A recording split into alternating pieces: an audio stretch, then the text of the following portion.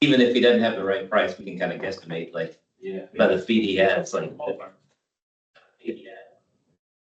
Oh, there's Ray. Hey, Ray. Good morning. How are you doing, Smitty? Good. Good. Jacob. Hey. Hey there. How's it going? Going great. How are you? Doing well, doing well. Good.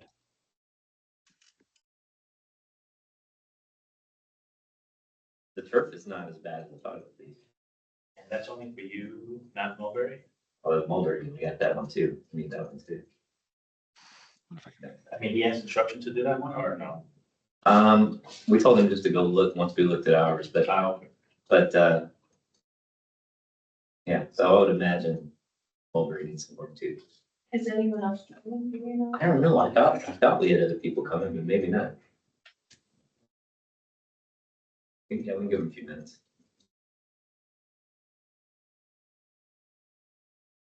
Here's my, just before we start the meeting, my overall thoughts on any of this is, I'm glad we got these estimates.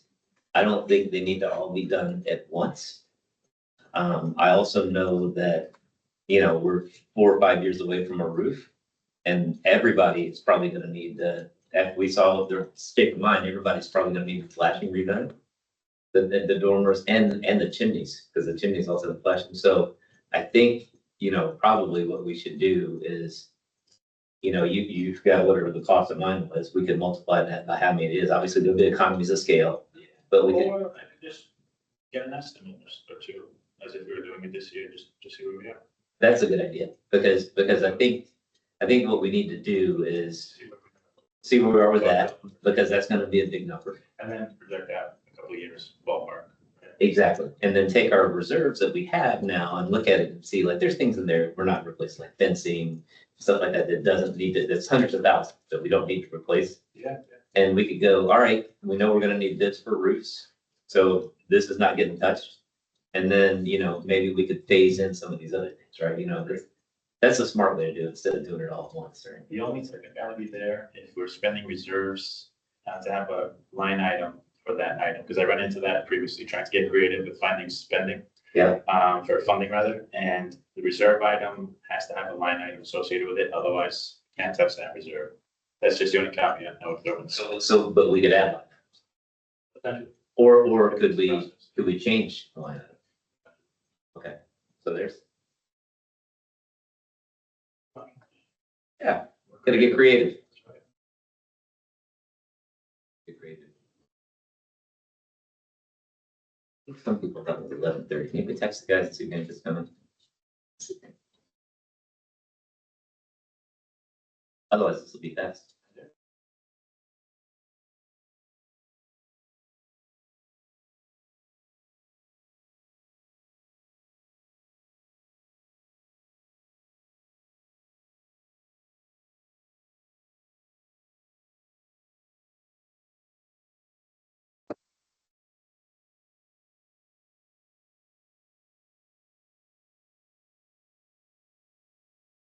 I mean, you have any- Mine's the opposite. I have to have them. I just got new scripts, my glasses, and now I can't use that one. Oh, no. It's too blurry. I haven't seen one. Mine's the old man bifocals. Don't look like bifocals. So they're at the bottom. It's got the stuff at the top. Then I didn't do that. I think I should have done it's hard to get used to. that. Yeah. Yeah, for like the first week or so, you're. Well, for driving, it's perfect. I see. I look down at the GPS and it's blurry. Yeah, same. I can't see a thing. It's really like, gotta be. I need a longer arm now.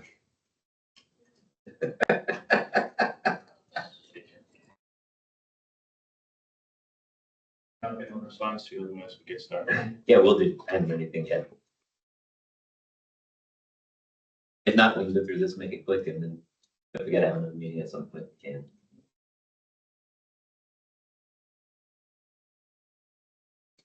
That meeting, by the way, we all had at the, the meeting group was great. Yeah.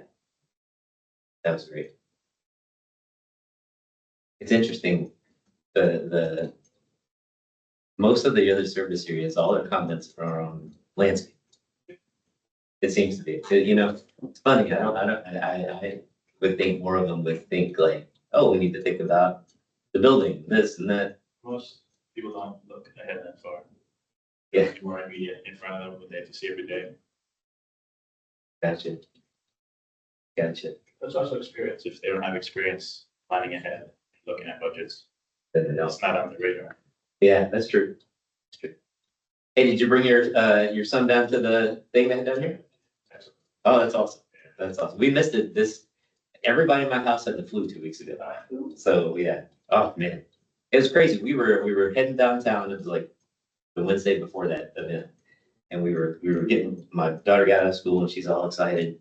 And from school to our house is like 2 blocks. And by the time we got home, she had 102.5 fever. And it should have been perfect right there at school. And then it wouldn't break for like 5 days. And then of course that went to me and then it went to my wife and you know. Thankfully brought that down. Whoa. That was, so we missed it. Yeah, right. No, it's been weeks now, so you're good. You're in good shape. I was the only one they had to give medicine to. They didn't give medicine to my daughter or my wife and me. They were like, yeah, you're really bad. So they gave me some medicine. I hadn't heard back, so let's just go ahead and start. We might as well. Right. Welcome to the fourth quarter service area committee meeting. Today is Monday, December 15th. It is now 11:22 a.m. I am Alex Georgiadis, the Director of Service Areas. Beside me here is Service Area Administrator Elise Rodriguez. Joining us online is Jacob Waddle, General Manager. Online also is Ray Febres, Finance Manager. Online, we also have Charles Richards, Service Area Liaison from the board. And in person attending today, we have Smithy Snipes from the committee. We do not have a quorum, so today's meeting will be discussion purposes only. Charles and Ray might have to leave early, so let me just jump into finances first, so Ray has a chance to jump in if we need him. High level, we're looking at October 31st. Finances, and as usual, generally speaking, the service area is in good standing. I have been looking ahead for next year for our spending. For landscaping specifically, we have just about 21,000 in reserves allocated for landscape improvements, and then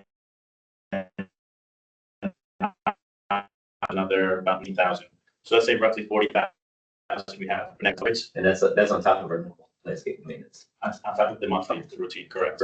And then just roughly speaking, looking at the strategy, I was thinking to do 25% through the end of Q2 spending. So in this case, $10,000 roughly, and then save 75% for the second half of the year, pending any sort of situation you might not be expecting, storm cleanup, any sort of thing like that. Okay. And then Q3 going into Q4, really start executing some more, and especially focus on for the holidays to be ready for Thanksgiving and Christmas, have the area looking sharp. Sounds great. Rough, ballpark. I mean, luckily here we have some funds to play with, so it doesn't hit us as hard.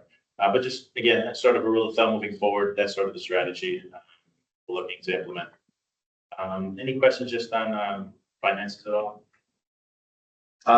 Ray, I do have a question for you. Are we still kind of implementing the plan? Everything keeps rolling into CDs? Yeah, so I was gonna mention that. So the previous ones that were set to mature a couple of months ago, where we were exchanging emails, I renewed those to 12 months. And I wanted to talk to you to see if we can just I got a hold of the plan that you had put together and was approved by the board.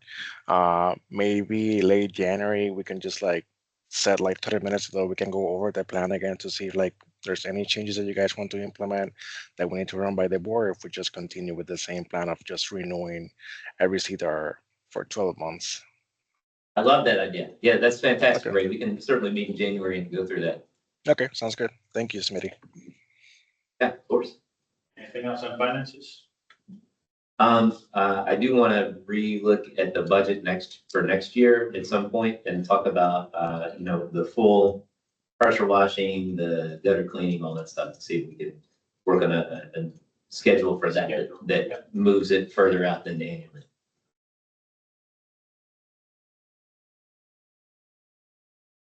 And then we were talking offline, but now that's in the formal part, we've got these estimates coming in from landscaping. before we approve any of that, we want to maybe get an estimate for the flashing on the dormers and the chimneys, so we can at least prepare ahead of time, forecast our budget for that when it comes up for roofing. I mean, maybe we just get a roofing estimate too. I was gonna say do roofing to include flashing. Yeah, Get a full scope. that's a great What the idea. number is. And that way we know for our reserves in the future. And then we can start to understand a little more how we can move reserves around to attack some of these new projects. Excellent. And again, just the only caveat is with reserves, we want to make sure we're allocating to a specific line item. If we don't have that line item, we're gonna have to look at alternatives. Oh, of course, or add a line item, something we'll have to do something. And then just high level, just to see the numbers we're talking about, we have downspout drainage for Mulberry coming out just under 12,000. For campus, it's coming out just over 20,000. We still have to update the quotation because these are 3-inch, we requested 4-inch. Okay, And just to make sure everything else we requested is indeed included. so we got 32 now, so probably 35, somewhere around there. That is- And then the other item is artificial turf for the back alleyway, the driveway. For campus, we have it just around 29,000. And then we're looking for a number as well for Mulberry. For Mulberry, and I would think Mulberry, it's about half that big, so, you're probably at 15 or 16, so, there's 45 there, so what's that, 35 and 45, you're 8 grand worth of.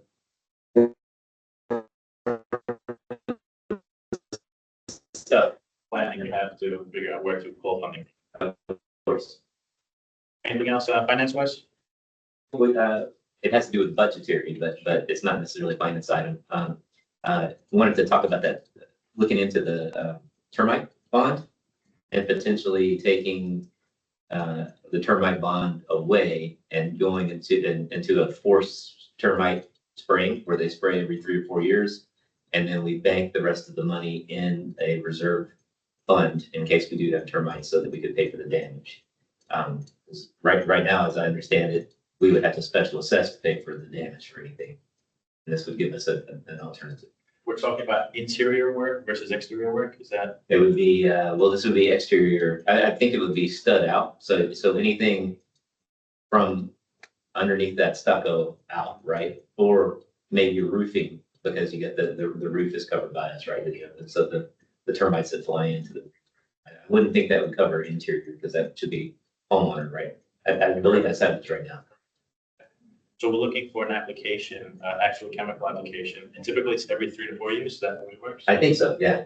I mean, right now, they just come out and they see if they spray, but I've actually never seen the termite company come out Actually apply anything. and apply anything. And that's in 6, 7 years here, So we're looking for a more frequent application of treatment. And then no bond, but then effectively have our own sort of bond that we sort of build into ourselves, sort of save into it. Correct. It is a possibility. I don't want to cancel the bond yet. I just want to see what Right, the and then difference we is. have to figure out how big that number has to be. I mean, what sort of coverage it's on. Is that on a per building basis, per incident basis? Yeah, What sort of dollar amount? well, I wouldn't, my thought was you'd take just all the dollars that we've already allocated to the bond and that would just flow right into it. Yeah, would that be sufficient? We'd get more with a bond if we did have an incident. I'm thinking worst case scenario. I get it. Right now, you just get them to spray you. They don't cover anything. The bond itself doesn't for repairs. Correct. We had to double check that again, but at the last I looked, I believe there was no repair coverage in there. If there is repair coverage, then it's worth keeping. Correct. Yeah. Okay, we want to clarify that. We want to clarify that. If there's no repair coverage, I don't see why it'd be worth keeping. Yeah, what is the bond exactly then? Right now, from what I understand, it only covers 1 of 4 termite types, which is subterranean. And it only covers if they have sea damage, they will come out and reapply. They're just adding more chemical. There's no structural repair. Correct. All right, we'll clarify that. Yeah, because to me, that's kind of a worthless thing. If that's what it is, potentially. It is in our charter that we have to spray for termites, so that's why we would have to do some kind of schedule for termites. Yeah. So, but the charter doesn't specify that you have to have a bond. Better. It specifies treatment, but not bond. Correct.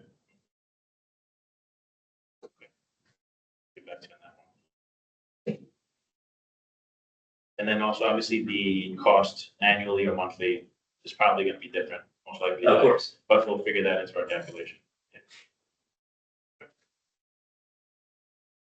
Anything else on finances? That's it for finances. Okay. CDD, GoGov tickets, anything pending? No. Excellent. Just a reminder, we had a code of conduct that everyone signs up for when we join committees. Just have everyone refresh and take another look at that.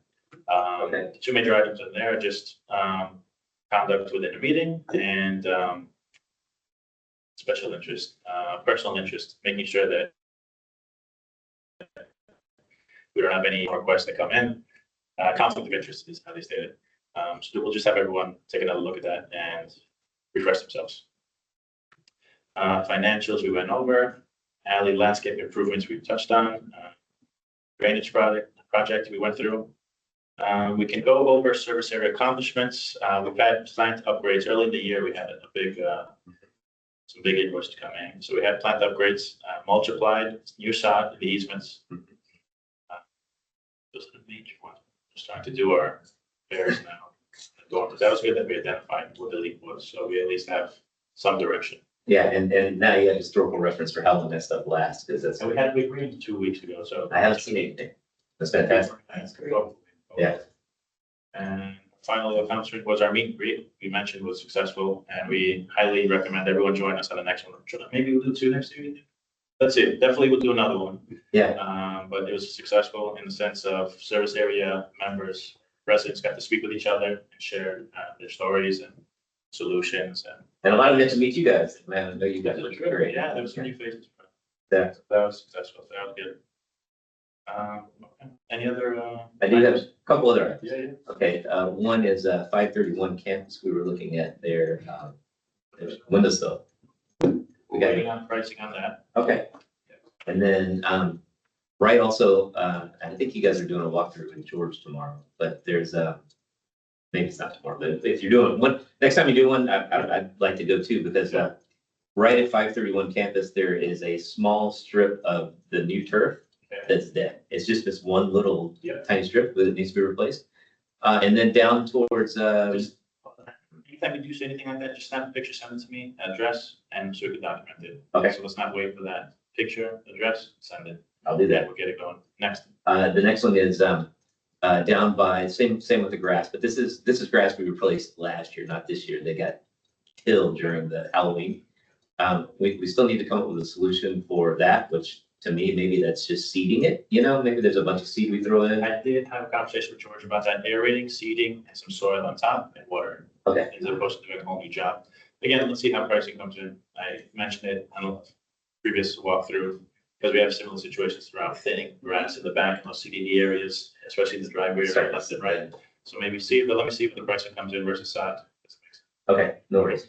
Then on the AZI jasmine, that's something we need to look at. We've got probably 50% of the trees are looking pretty good. Okay. The other 50% either need new jasmine or need more jasmine. And then around the corner on Greenbrier and campus, the jasmine was growing really good. Yeah. It wasn't George's group, but some group came by and sprayed some kind of spray in one of the beds, and now that whole bed is dead. And it's like full of jasmine, but it's all dead jasmine. Yeah. So it's like the second or third one in. You'll notice it because all of them are green, and there's one that just, and it must have had weeds in there. Somebody sprayed probably Roundup in it. But not George's people. When George's guys. So I don't know who did it. I do know that section, when we had to get grass replaced, that was exquisite. They replaced the grass instead of George's guys because that's owned by Crowa. And I don't know if the Crowa if they came by and sprayed or some other, I didn't see who it was, but I know, I didn't recognize any of the guys. So I know it wasn't George's guys. So it's more jasmine to be there. Probably unless they say that it's gonna regrow, because that was growing really thick and it looked great there. And then, I've noticed, some of the areas, the pentas seem to not be growing. They seem to be, That's throughout. They're not doing. One strategy is to cut them back and they regrow. Yeah. Or look at replacing. later replacing something. So maybe that's in our, next year in our, yeah. I have seen these, He had us try something different. maybe we try something different. We like color. So I did, I'm trying something over at Carlisle South on the border over there in a couple of areas. They're called, I think they're called purple princesses, but they're basically a new type of bougainvillea that only grows to about 2.5 feet tall, and it's thornless and it blooms year round. Yeah, Like the blue, the purple queen. something like that. You know, it's the beautiful, It's like, really big. yeah, but these only get this big Wow. and they're thornless. So that'd be like an Exora sort of They're, alternative. Exactly. So it'd be like a squirrel alternative. Yeah, let's get pricing on Something that, like see what that. it comes down to. So Yeah, we saturated with Exora, we need something else. exactly. So it needs some different color there. Another thought is, and I believe there's a celebration garden club, one of these clubs that will actually give you money to if you plant butterfly plants. And it's not a pretty plant, but I know some neighbors in their backyards have been planting milkweed because they've been getting a ton of actually we have a huge monarch population there. I didn't know that. So I was thinking maybe, between the buildings where we have those things, in the back there where you couldn't see it, maybe we could plant some milkweed to kind of grow our butterfly population. And we might be able to get some money from the garden club. Okay, yeah, let's designate some areas and look into that. Yeah, I think that's it. There was that You place, it's on Savannah Square, but it's like this Hey, Alex. big, Yes. You can look into that with the garden club. We work with them quite often on the Croa side as working on memorial trees, where we do usually like a 50-50 split as far as funding the tree with the garden club. They don't have a lot of funding, which is why we do this split with them, but it's not something, it's definitely something to look into. Maybe plant donation is something that they can look at. Oh, thanks, Jacob. You're welcome. But you. yeah, as far as funding from them, I wouldn't count on it. But if we could just get some plants, They may be I'm able just to looking help at with kind of that. Yeah. population of this. And there's a section, Jacob, just so you know too, when school gets let out, right there at the corner of Mulberry and the alleyway at Campus Street, there becomes an issue where the cars can't see to turn out of the alley because there's a ginger plant it's right next to a home on Yep. Savannah Square. Yeah, So Alex and I have talked about that. I think they're working on that within Savannah Square. Okay, Service perfect. area. Yeah, I didn't know if that was something, obviously I don't want to take down somebody's plants. But some of the neighbors have asked, if we could do something to lower them or something so that they can see the kids walking by. Yeah. I think that's it from, two more things. Sorry, I got less stuff. One is the walkways between the buildings on campus that are controlled by CDD. Yeah. They need to get out there again and look at the landscaping in that area. That they're not good at keeping the landscaping up in those areas. So that needs to be looked at. And then, That's something.